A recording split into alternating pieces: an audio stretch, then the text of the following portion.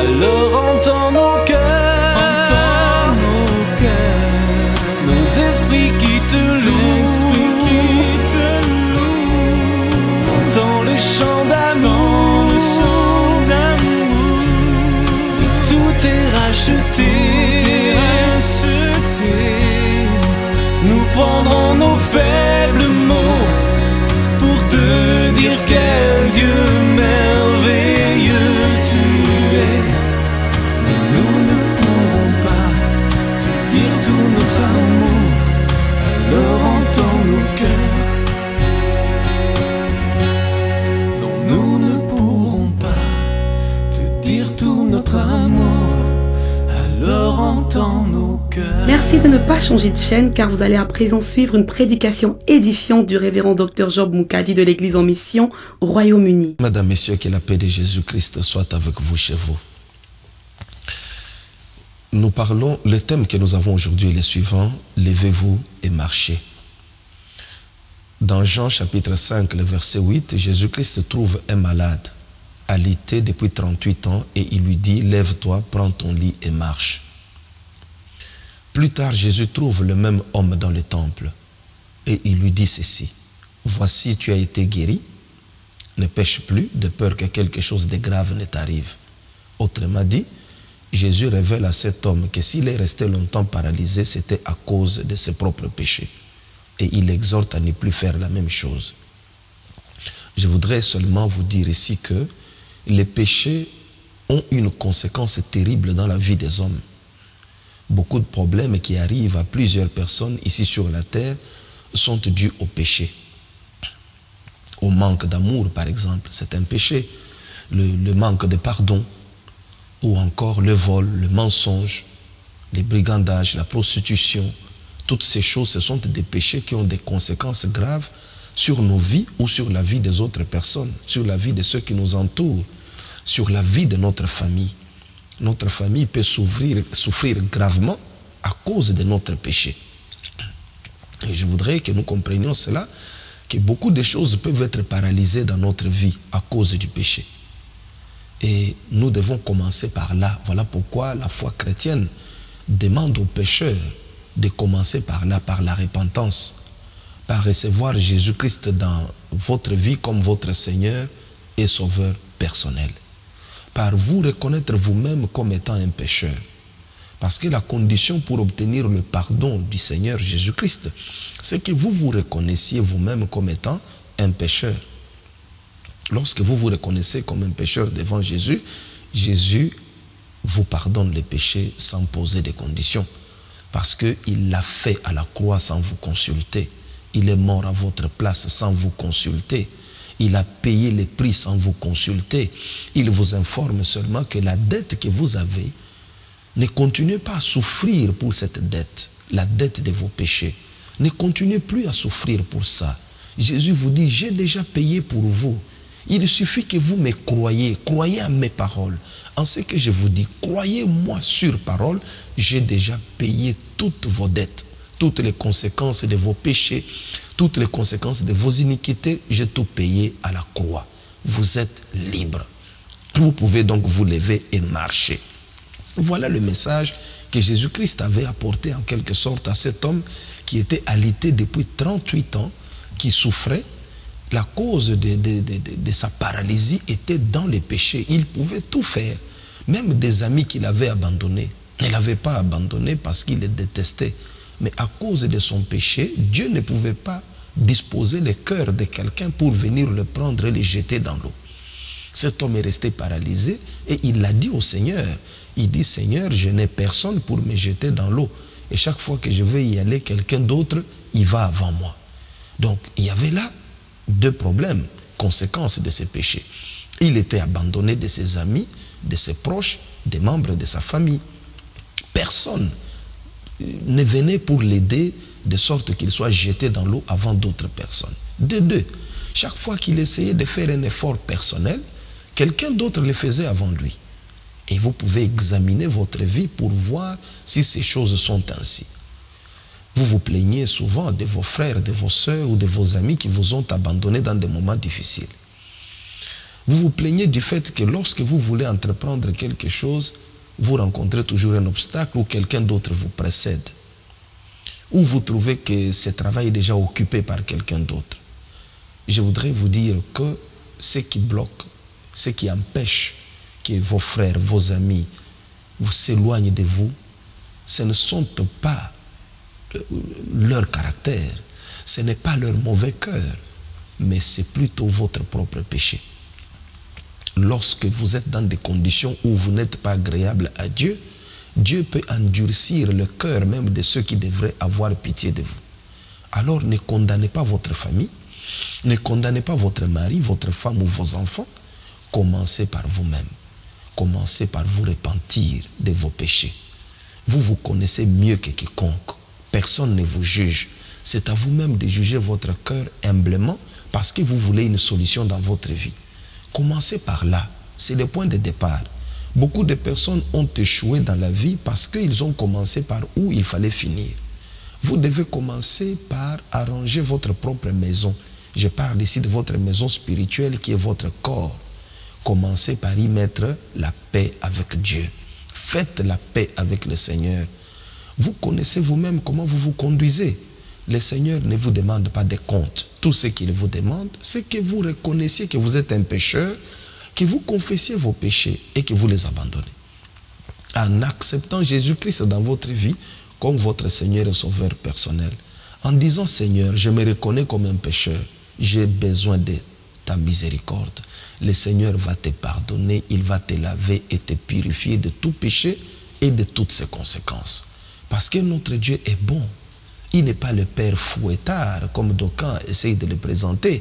Il est le Dieu bon, miséricordieux, compatissant. Il dit lui-même que sa bonté durera toujours. Ses bontés ne peuvent pas s'épuiser. Ses compassions se renouvellent chaque matin. L'amour de notre Dieu, manifesté en Jésus-Christ, est totalement illimité. Notre Dieu aime sans fin. Son amour ne peut pas s'épuiser parce que vous avez péché. Vos péchés n'ont pas épuisé l'amour de Dieu. Revenez à Dieu de tout votre cœur. Revenez à lui de tout votre cœur. Confessez votre péché, délaissez-le et le Seigneur vous pardonnera. Le Seigneur vous lavera et vous purifiera de toute iniquité parce qu'il est bon. Il ne vous aime pas parce que vous le méritez.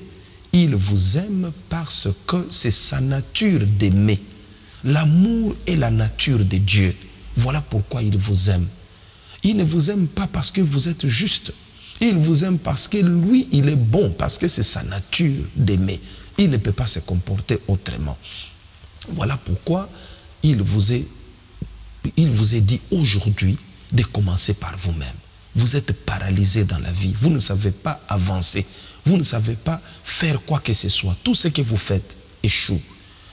Personne ne vous vient en aide. Qu'est-ce qui ne va pas en vous? Ne dites pas qu'est-ce qui ne va pas dans mes amis, qu'est-ce qui ne va pas dans mes soeurs, dans mes frères, mais qu'est-ce qui ne va pas en moi? Pourquoi je ne peux pas attirer les gens vers moi? Pourquoi les gens s'éloignent de moi? Voilà la bonne question. Vous n'avez toujours pas réussi parce que vous vous posez de mauvaises questions et par conséquent vous avez de mauvaises réponses. Mais vous devez vous poser la bonne question. Pourquoi ces gens ne viennent pas à moi? Pourquoi ils ne viennent pas me secourir? Est-ce que le problème, ce n'est pas moi? Répondez sincèrement à cette question. Si le problème c'est vous, mettez-vous en ordre avec Dieu. Dieu avait dit, Christ avait dit bien à cet homme paralysé que maintenant que vous aviez été guéri, ne péchez plus de peur que quelque chose de grave ne vous arrive. Il lui a révélé que la cause de sa paralysie était son propre péché. Ce n'était pas le comportement de ses soeurs, de ses frères. Parce que lui, dans son lit, où il était souffrant, il pouvait tous les jours se dire que si je suis toujours paralysé depuis de nombreuses années, c'est à cause de mes amis, de mes frères, de mes soeurs qui ne veulent pas venir m'aider pour me jeter dans l'eau avant tout le monde. Si mes frères m'avaient aidé, je serais guéri. Mais c'était faux comme raisonnement. Ce serait faux comme raisonnement parce que Christ révèle que c'était son propre péché qui le maintenait là. Il suffisait que le péché soit ôté et la paralysie disparaissait. Je veux seulement dire que la paralysie que vous connaissez dans votre vie peut disparaître avec le péché. Confessez sincèrement votre péché ou vos péchés et délaissez-le. Menez une vie comme un enfant de Dieu. Recevez Christ dans votre vie comme votre Seigneur et Sauveur personnel. Vivez la vie chrétienne. Dieu donne de bonnes choses à ses enfants. La question à laquelle vous devez répondre, êtes-vous réellement un enfant de Dieu ou vous êtes seulement un enfant déclaré? C'est-à-dire, vous vous déclarez vous-même que je suis un enfant de Dieu, mais au fond de vous, vous savez qu'il n'y a aucun lien de sang entre vous et le Père. Parce que ce lien de sang ne peut exister qu'à travers la personne de Jésus-Christ qui est mort à la croix pour le pardon de vos péchés. Sans ces liens de sang, vous ne pouvez pas prétendre à être un enfant, à être appelé un enfant de Dieu par Dieu lui-même. Dieu ne peut vous reconnaître que si le sang de Jésus est en vous. Le sang de Jésus ne peut être en vous que si vous acceptez Jésus comme votre Seigneur et Sauveur personnel et que vous acceptez de vivre comme un chrétien. Parce qu'il y en a beaucoup qui ont accepté Jésus comme leur Seigneur et Sauveur personnel, mais qui vivent comme des païens, qui vivent comme des personnes qui n'ont jamais rencontré le Seigneur. Regardez-vous bien. Jésus-Christ lui-même, qui était sans péché, avait un jour posé la question à ses disciples. Qui dit-on que je suis, moi le Fils de l'homme? Qu'est-ce que les gens disent de moi? Ses disciples se sont mis à répondre. Il y en a qui disent que tu es Jérémie, il y en a qui disent que tu es Élie, il y en a qui disent que tu es Jean-Baptiste, tu es le prophète qui devait venir. Jésus leur a dit, mais vous, qui dites-vous, vous qui m'entourez, qui dites-vous que je suis?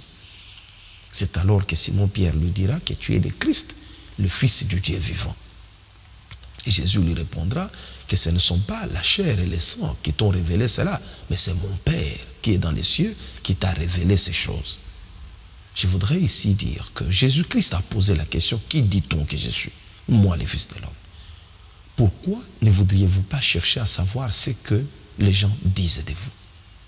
Ceci est aussi important parce que lorsque vous écoutez le témoignage des autres sur vous, vous pouvez vous faire une idée parce que vous ferez le tri, vous êtes bien placé pour savoir la part du mensonge et la part de la vérité. Votre cœur est bien placé pour le savoir. Il faut toujours entendre. Qu'est-ce que les gens disent de moi? Il y en a. C'est impossible. Je voudrais d'abord vous dire que vous ne ferez jamais l'unanimité. Même Dieu ne fait pas l'unanimité. Dieu a des gens qui le détestent. Il a des gens qui l'aiment. Lui qui est sans péché, qui nous a créés et qui nous a donné toutes choses. Par lui, nous respirons, nous vivons. Mais il y a des gens qui respirent par Dieu, qui vivent par Dieu, mais qui sont contre Dieu. Et qui êtes-vous? Qui suis-je pour faire l'unanimité? On ne peut pas faire l'unanimité. Vous aurez toujours deux camps dans votre vie. Des gens qui vous détestent et des gens qui vous aiment. Mais cela ne vous empêche pas d'écouter les deux camps. Et vous saurez faire la part des choses. Quelle est la part de la vérité dans ce que les gens racontent? Et quelle est la part du mensonge? Alors, dans la vérité que les gens racontent sur vous, examinez-vous maintenant et prenez des décisions pour améliorer votre façon de vivre. Cet homme était paralysé. Jésus lui a dit, c'est à cause de votre péché que vous êtes resté longtemps comme ça paralysé. Mais maintenant, vous êtes libre, vous pouvez y aller. J'insiste donc, vous pouvez donc être délivré des blocages que vous connaissez dans votre vie, non pas à partir de vos amis ou de vos frères, mais à partir de votre propre confession des péchés, à partir de votre propre repentance, à partir de votre propre mise en règle de votre vie avec le Seigneur. Ceci peut vous aider, n'est-ce pas, à vous lever et à marcher. Vous n'allez plus rester, vous n'allez plus stagner, vous n'allez plus rester sur place, mais vous allez vous lever et vous allez marcher. Nous pouvons prendre un cas dans la Bible, parce que je voudrais maintenant parler expressement à un serviteur de Dieu. Et je prends le cas de Salomon. Salomon, le fils de David. Cet homme aimait Dieu. Et il avait vécu dans l'amour de Dieu lorsque son père était vivant. Et lorsqu'il est devenu roi, il aimait Dieu, il a offert des sacrifices abondants au Seigneur. Remarquez comment le Seigneur l'avait béni dans son service. Le Seigneur l'avait béni. Salomon avait reçu de grandes bénédictions. Pourquoi? Parce que ce jour-là, à Gabaon, il avait offert 1000 holocaustes au Seigneur. Et la royauté de Salomon n'a fait que prospérer. Ceci est important pour nous, pour savoir que lorsqu'on aime Dieu, qu'on fait des sacrifices, je parle ici dans notre façon de vivre, nous nous disons que nous ne menons pas telle vie, nous menons telle autre, Dieu ne peut que se révéler à nous. Mais prenons maintenant un autre cas, le cas de Samson. Samson, avant sa naissance, Dieu s'était révélé à ses parents pour leur dire que l'enfant qui va naître, le rasoir ne doit pas passer sur sa tête parce qu'il sera consacré à l'Éternel. Et cet enfant est né et il a grandi sous la puissance de Dieu, couvert de l'ombre de l'Éternel. Et la Bible nous fait voir qu'il était très fort, personne n'arrivait à le dompter, personne n'arrivait à maîtriser Samson.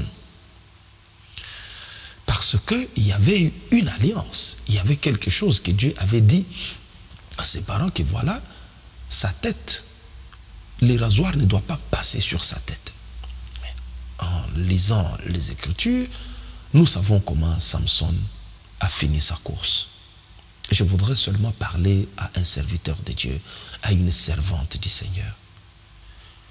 Vous avez commencé à servir le Seigneur de tout votre cœur, depuis plusieurs années, ou depuis quelques années, ou même depuis quelques mois. Qu'est-ce qui vous a arrêté aujourd'hui? Pourquoi votre ministère ou votre service de Dieu dans l'église, que vous travaillez au protocole, que vous soyez à l'intercession, que vous soyez un pasteur, peu importe. Mais qu'est-ce qui a bloqué votre ministère? Qu'est-ce qui a bloqué votre service? Pourquoi vous ne pouvez plus faire ce travail comme vous le faisiez auparavant? Ou pourquoi avez-vous carrément stoppé de servir le Seigneur? Pourquoi faisiez-vous aujourd'hui le même travail? Pourquoi faites-vous le même travail aujourd'hui avec tristesse et avec murmure? Je voudrais que vous compreniez que le péché ne donne pas la puissance.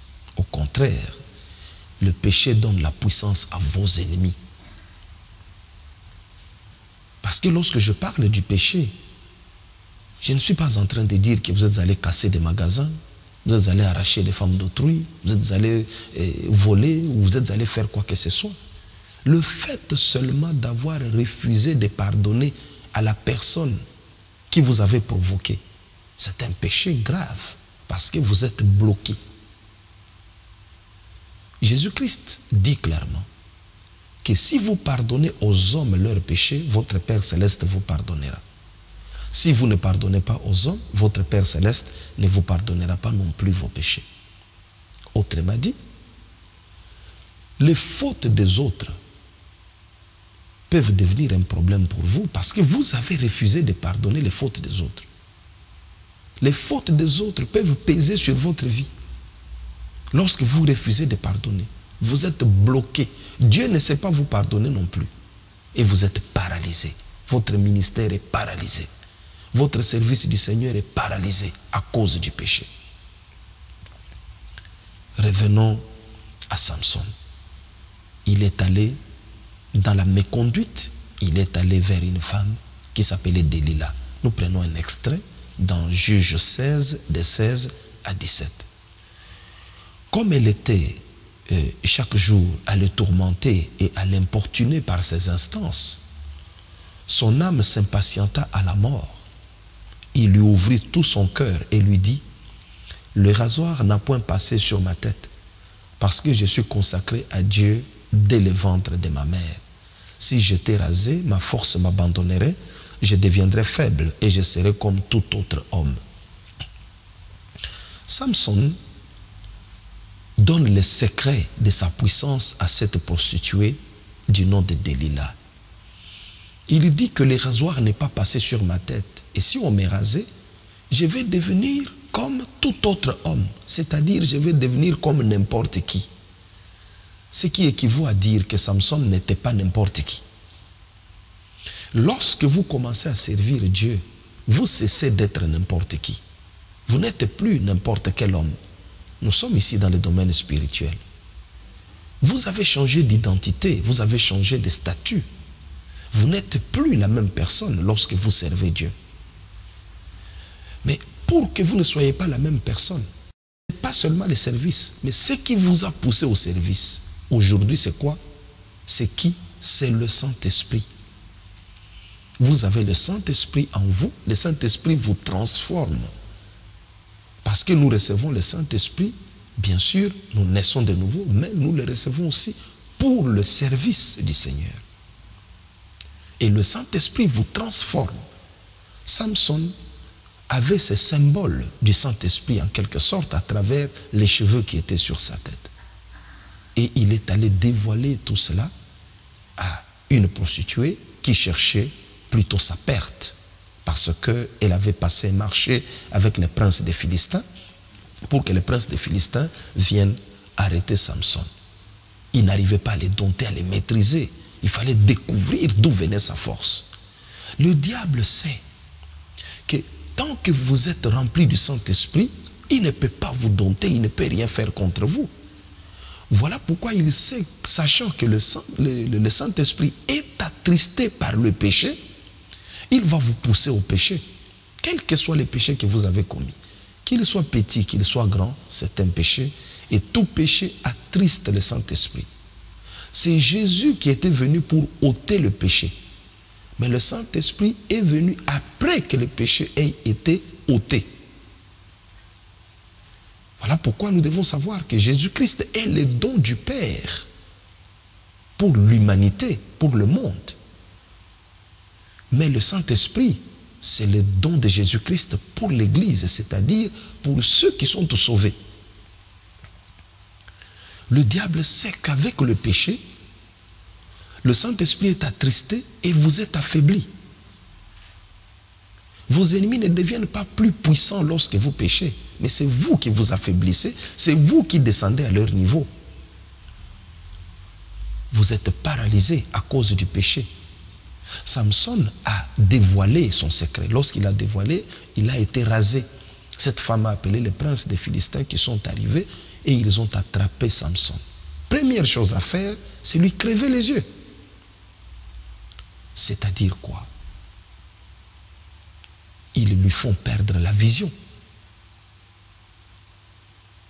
Cet homme a perdu les yeux. C'est la première des choses. Et il a essayé de se débattre. Il a compris qu'il était devenu comme n'importe quel homme. Lui qui était tout différent. Mais il avait révélé à cette femme que si on me rase la tête, je deviendrai, je serai comme tout autre homme.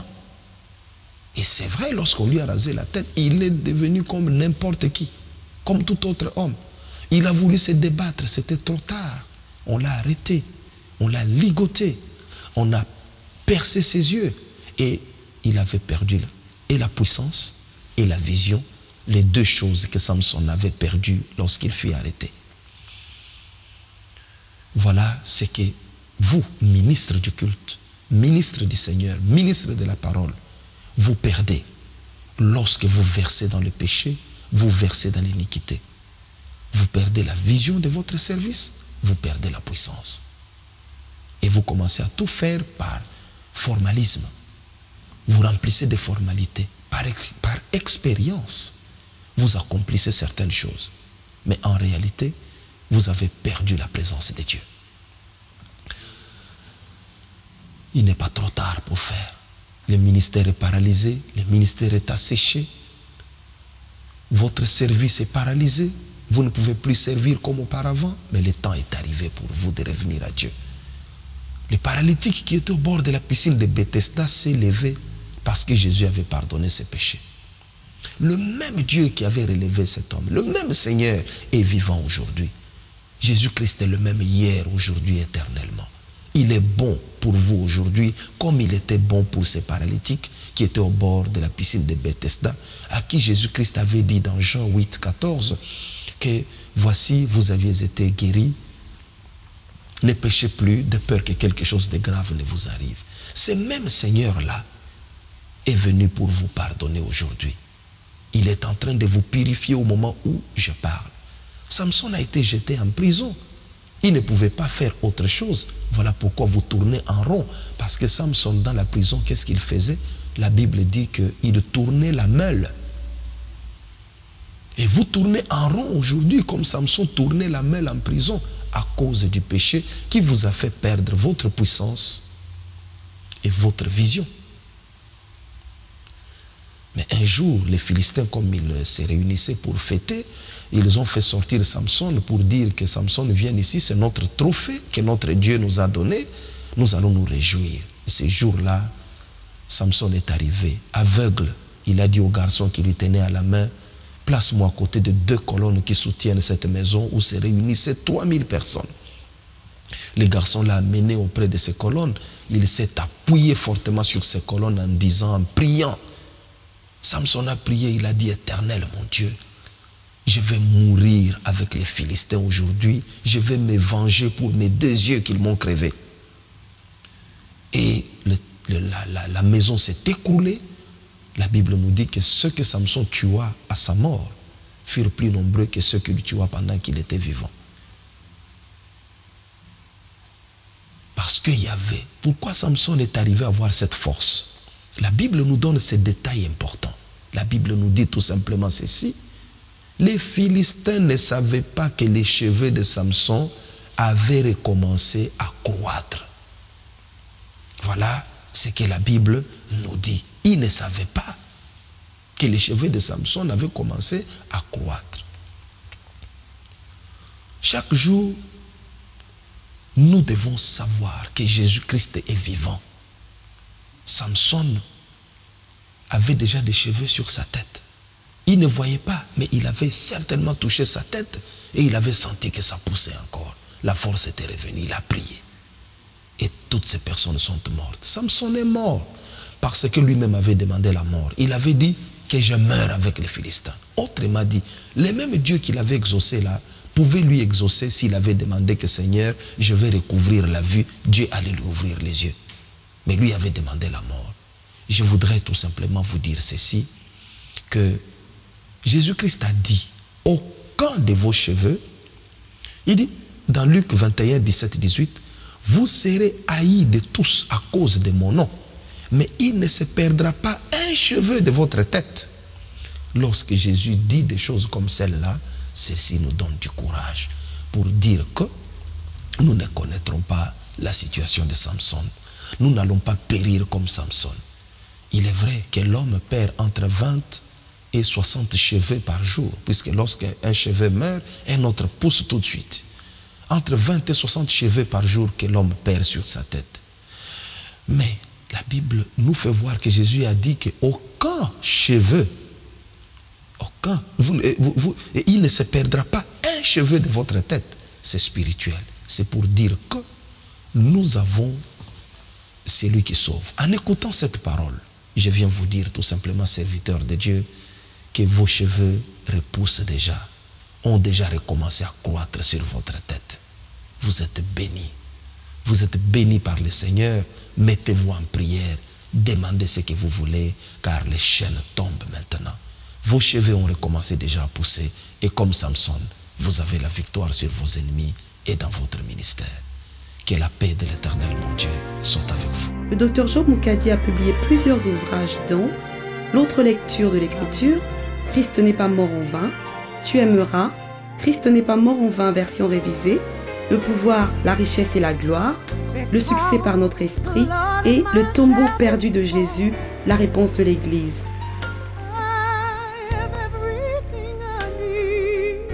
Pour vous procurer les livres du Dr Job Mukadi, veuillez consulter le site web www.lulu.com version francophone ou visiter notre site www.egliseenmission.com ou encore contactez-nous par courrier électronique contact@egliseenmission.com ou encore par téléphone plus 44 161 834 75 11 plus 44 79 03 10 62 53. Nous célébrons un culte agréable au Seigneur chaque dimanche de 10h à 13h au 9 North Street, Cheetham Hill, Manchester, M8 8RE, non loin de Manchester Fort, à 5 minutes du centre-ville, bus 135. Dieu vous bénisse.